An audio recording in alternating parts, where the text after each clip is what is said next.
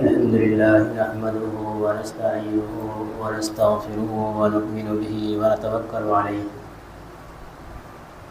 ونعوذ بالله من شرور أنفسنا ومن سيئات أعمالنا من يهده الله فلا مضل له ومن يضلله فلا هادي له ونشهد أن لا إله إلا الله وحده لا شريك له ونشهد أن سيدنا ومولانا محمدا عبده ورسوله صلى الله عليه وعلى آله وأصحابه وبارك وسلم تسليما كثيرا كثيرا. أما بعد فأعوذ بالله من الشيطان الرجيم. بسم الله الرحمن الرحيم.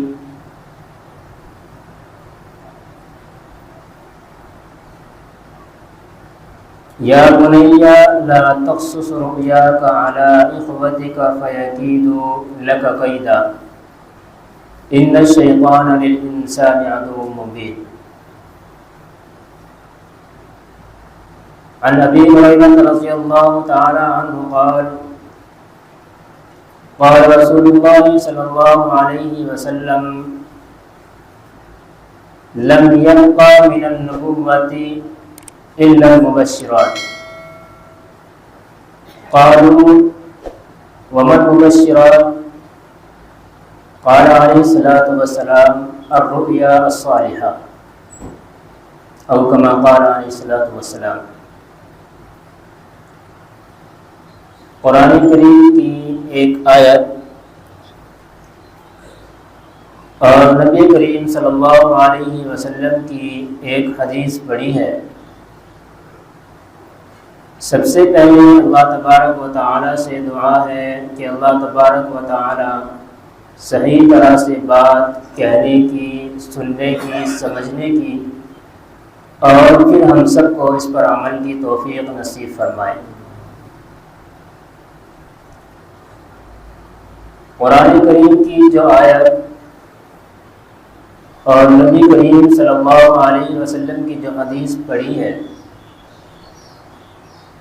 اس کا بھی انسان کی زندگی سے بہت بڑا تعلق ہے.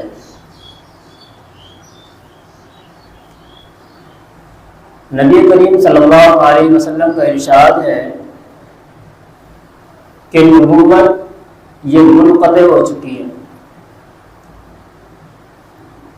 یعنی کہ اب میرے بعد کوئی بھی نبی نہیں آنے والا. الا المبشرات، مگر کچھ خوشخبری دینے والی چیزیں یہ باقی ہیں. صحابہ کرام رضوان اللہ تعالی علیہم اجمعین نے سوال کیا، یا رسول اللہ مبشرات کیا ہیں، کن چیزوں کو کہا جاتا ہے؟ تو آپ صلی اللہ علیہ وسلم نے ارشاد فرمایا الرؤیا الصالحہ، کہ وہ نیک خواب ہوا کرتے ہیں. میرے خیال سے جتنے بھی حضرات یہاں موجود ہیں یا گھروں پر موجود ہیں، جتنے بھی دنیا کے اندر انسان ہیں، ضرور بالضرور نیند کی حالت میں ان کو خواب نظر آتے ہوں گے. ایسا کوئی ہے ہی نہیں. نبی کریم صلی اللہ علیہ وسلم نے ایک اور حدیث میں ارشاد فرمایا کہ مومن کا خواب یہ نبوت کا 46واں حصہ ہے. اس کا کیا مطلب ہے؟ محدثین نے لکھا ہے کہ آپ صلی اللہ علیہ وسلم کی جو نبوت آپ کو ملی ہے، بعثت کے وقت آپ صلی اللہ علیہ وسلم کو فوراً وحی نازل نہیں ہونا شروع ہو گئی. آپ کے اوپر فوراً وحی کا سلسلہ شروع نہیں ہو گیا، بلکہ آپ صلی اللہ علیہ وسلم کو دن بدن، 2 دن بعد، 1 دن بعد، 4 دن بعد، اس طریقے پر آپ صلی اللہ علیہ وسلم کو خواب دکھایا جایا کرتے تھے. آپ صلی اللہ علیہ وسلم کو جو خواب آتے تھے تو صبح کو ایک سورج کی طرح، جس طرح ہمیں سورج صاف نظر آتا ہے، آپ صلی اللہ علیہ وسلم کا وہ خواب جو آپ نے نیند کی حالت میں دیکھا ہوتا تھا وہ بعینی آپ کے سامنے ظاہر ہو جایا کرتا تھا۔ مثال کے طور پر کوئی انسان یہ خواب دیکھ لے کہ میں نے فلاں راستے کو کراس کیا اور فلاں راستے کو کراس کرنے کے بعد مجھے ایک بٹوا ملا۔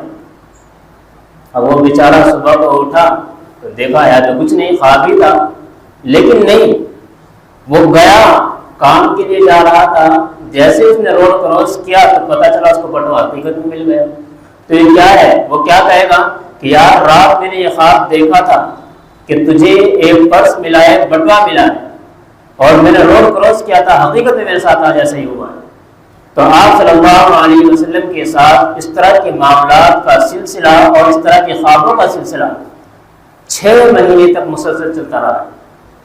آپ کو خواب آتے تھے اور وہ صبح کو بعینی حقیقت میں ثابت ہو جایا کرتے تھے اور واضح ہو جایا کرتے تھے۔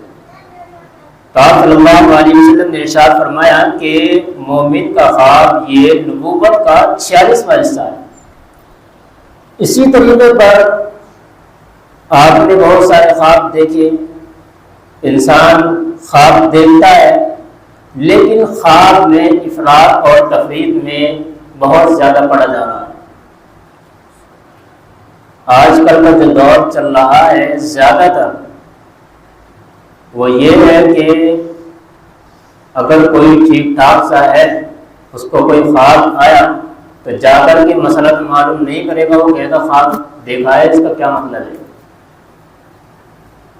بعض نے تو کہا ہے کہ بھائی خواب کی کوئی حقیقت نہیں ہے، یہ بھی بالکل غلط ہے، کیونکہ آپ صلی اللہ علیہ وسلم کے ساتھ جب ایسا ہو چکا ہے کہ آپ صلی اللہ علیہ وسلم خواب دیکھتے تھے اور وہ حقیقت ہو جایا کرتا تھا، تو اس سے پتہ چلا خواب کی بھی کوئی حقیقت ہے۔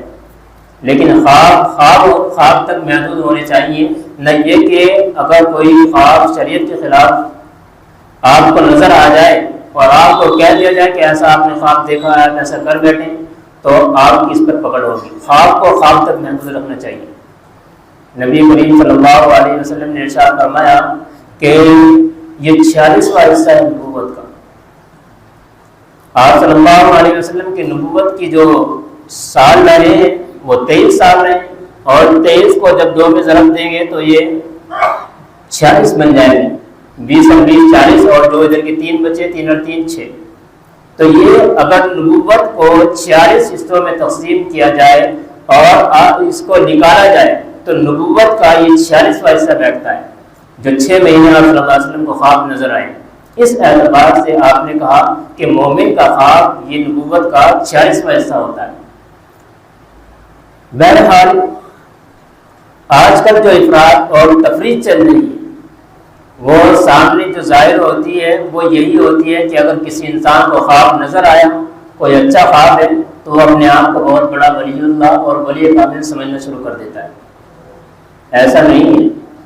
خواب کے بارے میں حضرت تھانوی نوار اللہ مرتضی سے معلوم کیا گیا کہ میں نے خواب دیکھا ہے، تو انہوں نے کہا بھائی میں کوئی رات کو گنتا نہیں ہوں، یا میں کوئی رات کو پرکھتا نہیں ہوں کہ کیا بیان کر رہی ہے، کیا کہہ رہی ہے، مجھے اس کے بارے میں معلوم نہیں ہے۔ حضرت مفتی شفیع صاحب عثمانی نور اللہ مرتضی سے بھی خواب کے بارے میں معلوم کیا گیا تو انہوں نے بھی صاف انکار کر دیا کہ بھائی یہ کوئی چیز نہیں ہے۔ لیکن جو اچھے خواب ہوتے ہیں، کیونکہ آپ صلی اللہ علیہ وسلم کی حدیث مبشرات ہیں، خوشخبری دینے والی ہیں، اچھی چیزیں ہیں، تو ان کو انہوں نے اپنی کتاب کے اندر لکھا ہے اور ان کو لوگوں کے سامنے رکھ دیا ہے، اور کہہ دیا، لکھ دیا کتاب کے اندر کہ کوئی اپنے خواب کو دیکھ کر کے یہ نہ سمجھ لیں کہ میں بہت بڑا ولی کامل بن چکا ہوں۔ انسان کو خواب اچھے بھی آتے ہیں، برے بھی آتے ہیں، ہر طرح کے خواب آتے ہیں، تو اس اعتبار سے خواب کی کوئی زیادہ حیثیت نہیں ہوا کرتی۔ لیکن آپ صلی اللہ علیہ وسلم نے ایک اور حدیث میں ارشاد فرمایا کہ اگر کوئی خواب میں مجھے دیکھ لے تو وہ میں ہی ہوں، شیطان نہیں ہے۔ شیطان میری شکل و صورت اختیار نہیں کر سکتا۔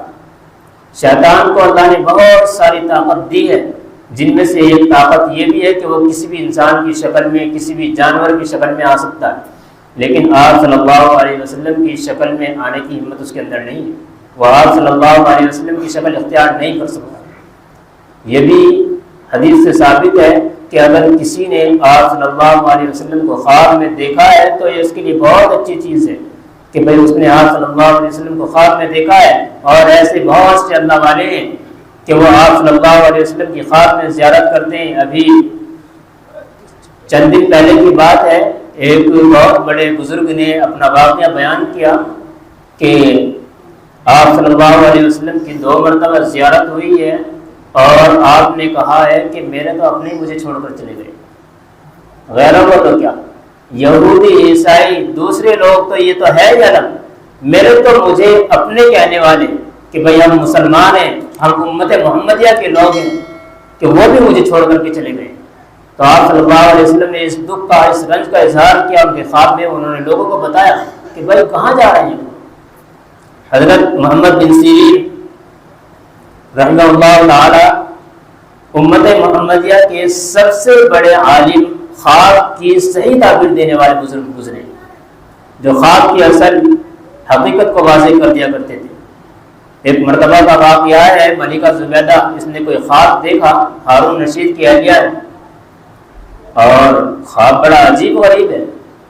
تو جب خواب دیکھا، اس نے کہا باندی کو بلا کر کے کہ جا کر کے محمد بن سیرین سے یہ خواب معلوم کرنا اور میرا نام مت لینا۔ وہ خواب کیا تھا کہ کوئی بھی انسان ہو، چرند ہو، پرند ہو، جانور ہو، کیسے بھی ہو، سب آ رہے ہیں اور ان سے صحبت کر رہے ہیں اور جا رہے ہیں۔ اب ان کو بڑا تعجب ہوا کہ میں ایسی بات ایک ملکہ ہو کر کے ایسی بات لوگوں کے سامنے اگر کروں گی اور اس کی تعبیر معلوم کروں گی تو میرا تو کچا چٹھا کھل جائے گا۔ آج اگر کسی کو اس طرح کا خواب آ جائے تو وہ تو فوراً ہی اپنے آپ کو بہت بڑی شرم سے محسوس کرے گا اور شرم کھایا والا ہوگا۔ لیکن انہوں نے کہا کہ جا کر کے تو کہہ دینا اور یہ کہنا کہ یہ خواب میں نے دیکھا ہے، میرا نام مت لینا۔ وہ باندھی بیچاری گئی اور جا کر کے محمد بن سیرین رحمہ اللہ تعالیٰ سے کہا کہ جی میں نے ایسا ایسا خواب دیکھا ہے۔ محمد بن سیرین بہت بڑے خواب کی تعبیر دینے والے بزرگ تھے، انہوں نے کہا نہیں، یہ خواب تو نہیں دیکھ سکتی، انسان کی حالت کے اعتبار سے بھی خواب اس کو دکھائے جاتے ہیں اور خواب حقیقت بھی ہوا کرتے۔ تو انہوں نے جب منع کیا تو باندھی واپس آئی اور آ کر کے کہنے لگی کہ ملکہ مجھے تو ایسا ایسا کہہ دیا ہے اور کہا ہے کہ یہ خواب تو نہیں دے سکتی۔ تو پھر کہنے لگی اچھا جا کر کے کہہ دینا، لیکن یہ بات ضرور کہہ دینا کہ جی آپ اس بات کو یا اس نام کو کسی کے سامنے ظاہر نہ کرنا۔ تو جب وہ چلی گئی اور جا کر کے یہ بات عرض کی، اب جب انہوں نے خواب کی جو تعبیر دی ہے وہ خواب کی تعبیر یہ تھی کہ تمام انسان اور جانور آپ سے فائدہ اٹھائیں گے، آپ سے اللہ تبارک و تعالیٰ کوئی ایسا کام لینے والا ہے جس کے ذریعے سے تمام انسانوں کو اور تمام جانوروں کو فائدہ ہو۔ وہ خواب کیا تھا؟ آج بھی عرفات اور مینا کے میدان میں، مینا کے قریب ہے، عرفات کے قریب ہے، نہر زبیدہ کے نام سے، آج وہ خشک ہے، کیونکہ اس وقت میں پانی کا اتنا بڑا کوئی ٹیوب ویل تو نہیں تھا کہ بھئی ہر طریقے سے نل لگایا اور نکال لیا۔ وہ مکہ کی سرزمین ہے، ویسے پتھریلا علاقہ ہے، وہاں پانی کا کوئی انتظام نہیں تھا۔ تو انہوں نے وہ بہت مشکلوں میں، اور یہاں تک انہوں نے کہہ دیا تھا کہ اگر کام کرنے والا ہر کدال پر 1 دینار لے گا تو میں اس کو 1 دینار دینے کے لیے تیار ہوں۔ اس وقت اس زمانے کی یہ بات ہے جب انہوں نے یہ نہر بنوائی تھی، اس کو بہت اچھے طریقے سے انہوں نے بنوایا اور نیچے اس طرح کا فرش بچھایا گیا کہ پانی زمین کے اندر خشک نہ ہو سکے، اور اس کو جاری کرایا۔ لیکن لوگوں نے ترقی کے دور میں بڑھنا، جیسے ترقی ہوتی چلی گئی اور ترقی کی طرف بڑھتے چلے گئے تو لوگوں نے ٹیوب ویل لگانے شروع کر دیے، نل کے لگانے شروع کر دیے، تو وہ اسی طریقے پر وہ نہر خشک ہو گئی۔ آج بھی وہ راستہ موجود ہے اور وہ نہر بھی موجود ہے۔ تو خواب ایسے بھی ہوا کرتے۔ ایک مرتبہ بیچارے قاضی صاحب تھے، آپ صلی اللہ علیہ وسلم نے جو احکامات بیان کیے ان کے مطابق فیصلہ کرنے بیٹھ گئے۔ گواہوں کو بلایا، وکیلوں کو بلایا اور لا کر کے ان سے تمام گواہی وغیرہ سب کچھ لے لی، اور ان کو کہہ دیا کہ کل کے لیے آپ کا یہ فیصلہ ملتوی کیا جاتا ہے، فیصلہ اس پر کل سنایا جائے گا۔ سارے دلائل موجود، سارے گواہ موجود، سارے وکیل موجود، جتنے وہاں تھے اور جتنے جرم کرنے والے تھے سب موجود ہیں، اور بالکل حقیقت واضح ہو چکی ہے۔ لیکن آگے لکھ دیا کہ بھائی کل کو یہ فیصلہ سنایا جائے گا کہ فیصلہ ہوا کیا۔ اب بیچارے سو گئے، شام کا وقت ہے، رات کو آ کر کے گھر سو گئے چھٹی کر کے، تو رات کو خواب دیکھ لیا کہ کسی نے یہ خواب دیکھا کہ آپ جو فیصلہ کرنے والے ہیں یہ شریعت کے خلاف جا رہا ہے، کہ آپ نے جو خواب یہ جو فیصلہ کرنے والے ہیں یہ شریعت کے خلاف ہے۔ ان کو بڑا افسوس اور تعجب ہوا صبح کو اٹھ کر اس بات کا کہ میں نے تمام گواہوں کو سامنے رکھا ہے، یہ بہت بڑا کام ہوتا ہے قاضی بننا اور لوگوں کے درمیان فیصلہ کرنا۔ آج ہمارے یہاں ہر لچا لفنگا فیصلہ کرنے والا ہوتا ہے، اور ایک اللہ والا اور ولی کامل وہ بیچارہ کھڑا ہو کر کے کٹہرے میں، اور پھر اس کی جو چلان کرتا ہے لمبا چوڑا اس کا، وہ پتہ نہیں کتنے سال تک پہنچ جاتا ہے۔ یہ حالات ہیں آج ہندوستان کے، خاص طور سے دوسروں کو ظاہر نہیں کرنا چاہیے۔ ہر بیکار انسان یہ لوگوں کے درمیان فیصلہ کر رہا ہے۔ شریعت کو دیکھا جائے تو وہ بتائے کہ آپ کو شریعت دکھاتی ہے کہ بھائی فیصلہ کن لوگوں سے کرا رہے ہو۔ آپ صلی اللہ علیہ وسلم نے ارشاد فرمایا کہ اگر آپ کے سامنے فاسق اور فاجر انسان ہے تو آپ کو اس سے مشورہ لینے کا بھی حق نہیں ہے کہ آپ اس سے مشورہ لیں۔ اگر وہ اس بات کو کہتا ہے کہ تم نے مجھے پوچھا بھی نہیں ہے، بھائی تیرے اندر اتنی صلاحیت نہیں ہے، اپنے آپ کو چھپاؤ اس چیز میں کہ بھائی ہمارے اندر صلاحیت نہیں ہے، لوگ بڑھ چڑھ کر کے ہمیں تو پوچھا ہی نہیں ہے، کیا پوچھتے بھائی، آپ لائق تھے ہی نہیں، اس جس شخص نے مشورہ کرنا تھا آپ اس کے سامنے اس لائق تھے ہی نہیں، تو کیا ہوگا اس میں؟ لوگ سمجھتے کہ یار ہمیں پوچھا نہیں۔ قاضی بننا ایک بہت بڑا کام ہوتا ہے، اللہ تبارک و تعالیٰ اس پہ اجر بھی ایسا عطا فرماتے ہیں، اور کہتے ہیں کہ اگر کسی نے غور اور تدبر کے بعد غلط فیصلہ بھی کر دیا تو ایک اجر تو اس کا کہیں گیا ہی نہیں ہے۔ لیکن آج کیا ہے، بغیر غور و فکر کے جس نے پیسہ پھینکا عدالت اس کی ہے، جس نے ڈالر ڈال دیے بینک بیلنس بھر دیا اس کا، سب ٹھا کر کے سارا فیصلہ اس کے ہاتھ میں ہو جاتا ہے۔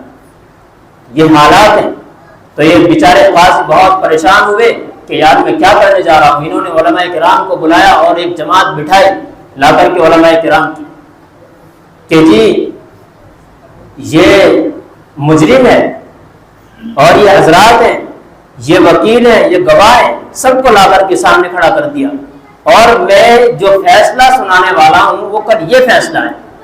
تمام کے رونگٹے کھڑے ہو گئے کہ آپ نے اس طرح کا خواب کیسے دیکھ لیا کہ غلط ہے۔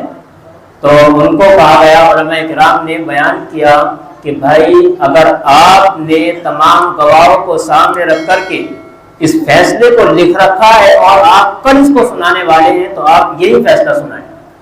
آپ یہ نہ دیکھیں کہ آپ کو خواب میں کیا آیا ہے، خواب اگرچہ آپ کا صحیح ہے لیکن ہم یہ کہہ رہے ہیں جو آپ کو فیصلہ کرنا ہے وہ سنت کے عین مطابق کرنا ہے، جو سنت کہتی ہے، جو شریعت کہتی ہے آپ کو شریعت کے مطابق فیصلہ کرنا ہے۔ خواب غلط بھی ہو سکتا ہے آپ کا، تو انہوں نے بیچاروں نے جیسے خواب کو ظاہر کیا اور یہ خواب کہہ رہا ہوں فیصلے کو ظاہر کیا تو ٹھیک ہے، اگلے دن جو خواب انہوں نے دیکھا انہوں نے کہا الحمدللہ الحمدللہ میں نے اس خواب کو اپنے سر پر نہیں چڑھایا جس طرح کہ آج لوگ سر پر چڑھا لیا کرتے ہیں۔ انہوں نے جو فیصلہ کیا بالکل شریعت کے مطابق کیا اور ان کو بڑی خوشی ہوئی اس میں۔ تو ہمارے یہاں عملی زندگی کیا ہے، بیداری کی زندگی کیا ہے، اس کو ہم دیکھتے نہیں ہیں۔ ہم دیکھتے کیا ہے کہ میں نے آج خواب دیکھا میں مدینے میں ہوں، میں نے خواب دیکھا میں مکے میں ہوں، میں نے خواب دیکھا میں مسجد میں ہوں، بیچارہ مسجد میں ایک ٹائم کی نماز پڑھنے میں نہیں آ رہا ہے۔ یہی حالات ہیں ہمارے۔ بہت سارے اس طرح کے مسائل ہفتہ گزرتا نہیں ہے، کبھی کوئی آ کر کے کھڑا ہو جاتا ہے کہ جی یہ بتا دو۔ بھائی یہ شرعی مسئلہ نہیں ہے، میں نے شرعی مسئلے پڑھے ہیں، کوئی میں نے خواب کی تعبیر نہیں پڑھی اور نہ میں نے سیکھی ہے۔ وہ علماء کرام، وہ بڑے بڑے اولیاء اللہ، وہ کچھ اور لوگ تھے۔ آج کل تو آپ کو جاہل پیروں کے علاوہ کوئی ملے گا بھی نہیں۔ ہر کسی کے سامنے خواب کو بیان کرنا یہ بہت بڑی غلطی ہوتی ہے انسان کی۔ آپ دیکھیں نا قرآن کریم کو، سورہ یوسف کو اٹھائیں، جو آیت آپ کے سامنے پڑھی ہے، حضرت یعقوب علیہ السلام نے اپنے بیٹے یوسف علیہ السلام کو کیا کہا ہے، یا بنیا لا تقصص رؤیاک علی اخوتک، اے میرے پیارے بیٹے تو اپنے اس خواب کو اپنے بھائیوں کے سامنے بیان مت کرنا۔ سمجھ رہے ہیں آپ قرآن کیا کہہ رہا ہے؟ اور ہم کیا ہے، ہم نے خواب دیکھا، صبح اس کو اگل دیا، کسی کے بھی سامنے اگل دیا اس کو۔ تو اس کے بارے میں علماء کرام نے لکھا ہے کہ اگر کسی کو خواب آ جائے، چاہے وہ غلط ہو اور وہ اس کو معلوم کرنا چاہ رہا ہے، کچھ پوچھنا چاہ رہا ہے، تو اس کو چاہیے کہ اپنے خیر خواہ کے سامنے اس خواب کو بیان کیا کرے، جو اس کے لیے خیر چاہتا ہے، کیونکہ آپ صلی اللہ علیہ وسلم کا ارشاد ہے کہ خواب پرندے کے پنجوں کے درمیان ہوا کرتا ہے۔ یہ پرندہ دیکھا ہے جو چیل وغیرہ اڑتی ہے یا باز وغیرہ اڑتے ہیں، پنجوں میں لے کر کے جو ٹکڑے کو اڑتے ہیں، جو ان کے پاس کھانے پینے کی چیز ہوتی ہے، جیسے ان کو کھولتے ہیں فوراً نیچے گر جاتا ہے۔